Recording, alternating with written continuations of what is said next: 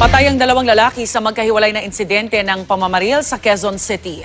Ang isa sa mga biktima pinatay sa loob mismo ng kanyang bahay.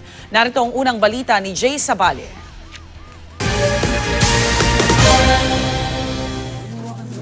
Sa kanyang higaan, pinagbabaril si Ronaldo Rivera ng mga hindi pa nakikilalang suspect bago maghating gabi sa St. Vincent Street, Barangay Holy Spirit, 11:45 kagabi. Kwento na kinakasama ng biktima, patulog na sana sila nang may kumatok daw sa kanilang bahay. Nang tanungin daw kung sino, sinabi ng mga taga-barangay kaya pinagbuksan sila.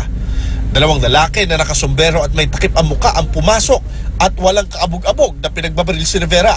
Matapos ang pamamaril, umalis daw ang mga ito na tila walang nangyari. Wala pong tanong kung anong nangyari. Kung anong-ano. Wala po. Basta-basta na lang siya binaril. Hindi raw niya alam kung may kinalaman ba sa pagtutulak o paggamit ng shabu si Rivera. Pero nang pinoproseso ng mga pulis ang crime scene, nakakuha sila ng isang bukas na sachet ng pinaghihinalaang shabu. Sa Barangay Holy Spirit rin, isang hindi pa nakikilalang lalaki ang itinumba pasado alas 6 kagabi. Ayon sa mga taga roon, bigla na lang daw sila nakarinig ng ilang putok hanggang nakita nilang bulagtana ang biktima.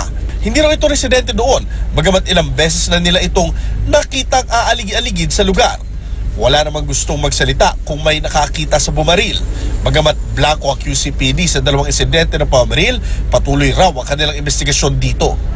Ito ang unang balita sa Quezon City. Jay Sabale reporting.